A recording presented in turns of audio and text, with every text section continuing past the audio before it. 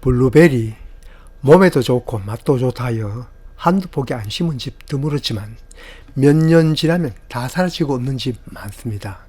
첫 해나 그 이듬해까지 열린 블루베리 따먹다가 하나씩 죽어가서 그걸 겪고는 블루베리 재배 까다롭다고 생각합니다. 사과나 복숭아, 자두 이런 것들은 과일이 안 달렸으면 안 달렸지 나무가 통째로 죽는 일은 없었거든요.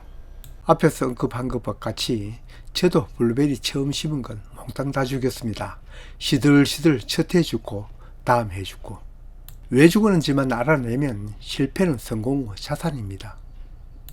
죽일 때 죽이더라도 왜 죽은지는 알아야 하죠. 이것 없이 다시 도전할 수는 없습니다. 블루베리 대해 공부도 하고 제 키워온 가정을 맞추어 보니 바로 pH 산도가 맞지 않아서입니다. 산도가 얼마라고 하지만 아직 농사 경험이 적어 그 수치 개념이 없었습니다. 몇 포기 안 심는 경우에는 비싼 용토 사지 말고 소나무 부엽도 긁어와서 심고 위에 가랑잎 덮어두면 된다고 하는 그대로 했습니다. 왜 그렇게 하는 줄 원리도 모르고 그대로 따라하니 자연적 건성으로 할 수밖에 없습니다. 시키는 분 하나도 잘못 없이 가르쳐 주었지만 이유도 모르고 따라한 제가 잘못이죠. 물론 제 성격상 사전 지식 하나 없이 덤비들지는 않았죠. 블루베리 특성에 대해서 건성으로나마 알아보았죠. 그러나 그 하나하나의 의미를 모르니 문제가 생기는 거죠. 블루베리 적정 산도는 품종이 워낙 많다 보니 자료마다 차이가 있지만 무조건 5 이하여야 한다고 생각하면 맞습니다. 일반 농작물의 적정 평균 6.5 산도이니 1.5 이상 차이입니다. 이 1.5 차이라는 것이 농사를 지어보지 않은 사람은 개념이 없죠. 우리가 지금까지 관념상 1은 대단한 숫자가 아닙니다. 산도 1 차이도 토양 검정을 해본 분이라면 어마어마한 차이입니다. 특히 블루베리는 산도를 철저하게 따집니다. 철저하게 안 따진다 해도 블루베리가 좋아하는 산도 5.0 이하로는 제대로 사는 식물 없습니다. 블루베리는 진달래과입니다. 산에서 진달래나 철쭉이 사는 근처를 보십시오. 제대로 자라나는 것은 소나무와 쌀이 어쩌다 억새뿐입니다.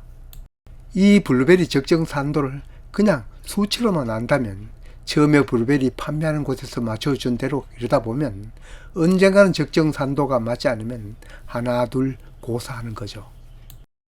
블루베리 전정 기술 부족하고 또 시비법이 맞지 않으면 블루베리 생산량에서 차이가 나지 통째로 고사하지는 않습니다.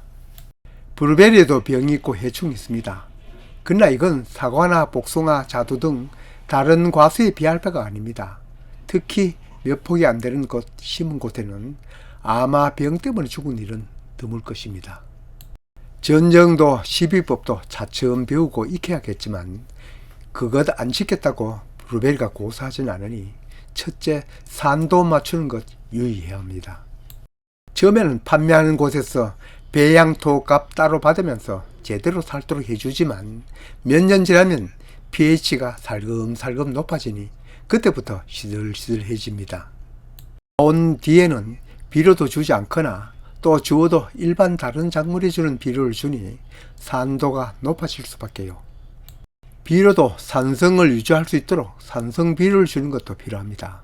질소 비료로 요소 대신에 황산아모늄, 즉 유안을 주는 것이 좋고, 인산은 과인산 석회나 수용성 인산, 가리는 황산가리, 이렇게 산성 비료를 쓰고, 그래도 수년간이 지나면 pH가 올라갈 수 있습니다. 그때는 유황을 한 줌 정도 뿌려주는 것도 필요합니다. 유황은 중성이지만 이게 녹으면 황산으로 변하죠. 황산은 산성. 가끔 몇 년마다 한 번씩 토양 검사를 하면 더욱 좋죠. 어느 식물이나 pH가 적합한 것이 우선이지만 이 블루베리는 특수하게 강산성을 좋아하니 더욱 신경을 써야 합니다. 우리가 키우는 작물 중 이만큼 산성 땅을 좋아하는 작물은 저는 생각나지 않습니다. 과수 중에는 밤나무가 있지만 이 밤나무는 pH가 6이 넘어도 잘 삽니다만 블루베리는 살지 못합니다. 화분에 심은 것은 배수에는 신경을 안 써도 되지만 땅에 심은 것은 자칫 배수 때문에도 죽기도 합니다. 블루베리는 물을 자주 주어야 하는 식물이다 보니 물을 자주 주기는 하는데 배수가 안 되어 뿌리가 썩는 거죠. 급수와 배수는 동전의 앞뒷면입니다. 급수를 자주 하는 것일수록 배수가 잘 되어야 합니다.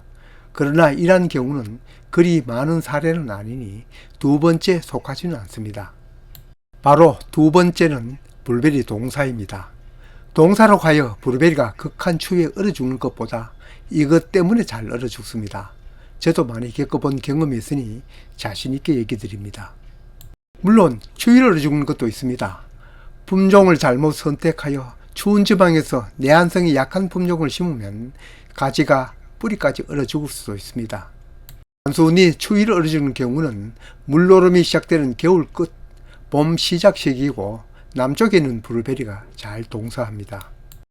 오비일학, 겨울 지나가고 가지가 마르고 심지어 뿌리까지 통째 고사니 모두들 겨울 추위 때문이라고 생각합니다.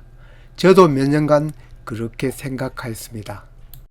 겨울 지나서 죽은 것이니 겨울 탓을 한 것이지 실제로는 춥고 배고파 죽은 것입니다. 저도 몇 년을 겪고 깨달은 건데 수분이 부족하여 추위를 이기지 못한 거죠. 추울 때 배까지 고프면 견디기 더 어려운 것은 사람이나 식물이나 똑같습니다. 겨울에 급수를 안 해서 얼어 죽었다고 하면 오히려 물을 주면 땅이 얼어서 더 얼지 않느냐고 하는데 나무는 땅이 얼어서 죽지 않습니다. 다만 여기처럼 화분이나 가두리에 심은 것은 물을 아무리 주어도 뿌리가 얼어 죽을 수 있습니다. 노출이 되어 있기 때문입니다. 그렇게 춥지 않는 지역은 그대로 두어도 넘어가고 정말 추운 지방에서는 이런 경우는 가두리 뿌리 부분까지, 가두리 박도 그 높이까지 흙을 돋워주면 효과가 있습니다. 우리나라에는 대부분 겨울철이 강수량이 아주 부족합니다. 하늘에서 내리는 눈이나 비로는 부족합니다. 수분 증발을 막기 위해 멀칭을 하든지 아님 한 달에 한두 번 급수를 해 주어야 합니다. 겨울철 땅이 메마른 것도 정도가 다르겠죠. 완전히 메마르면 뿌리까지 동사하고 약간 메마르면 블루베리는 가지 끝으로 물을 보내지 않습니다. 가지를 포기하더라도 몸체는 살아야 하기 때문이죠. 이런 것은 겨울 마치고 봄이 되면 마른 가지가 들어 보일 겁니다. 해마다 이런 현상을 보았는데 이렇게 방풍망을 쳐서도 보았습니다. 그래도 가지가 죽고 어떤 것은 뿌리까지 동사하더군요. 그래서 원인이 다른 곳에 있는 줄 알았습니다. 주변에 있는 지인에게 보이던 블루베리 어디 갔냐 물으니 겨울에 한 포기씩 자꾸 죽도록 합니다. 정황을 볼 때 대부분 급수 부족으로 보입니다. 혹시 블루베리 몇 그루 사다 심고 이러한 경험이 있어 포기하신 분이 계신다면 다시 도전하십시오. 블루베리 대표적인 황산화 식품으로 혈액을 맑게 해주는 열매입니다. 다른 원인도 있지만 제가 겪은 것도 주변의 지인들이 겪은 것도 모두 첫째, 용토 산도가 맞지 않아서 죽이는 경우와 겨울 급수 부족으로 죽이는 경우, 이 두 가지만 유념하면 초등학생도 키울 수 있는 작물입니다.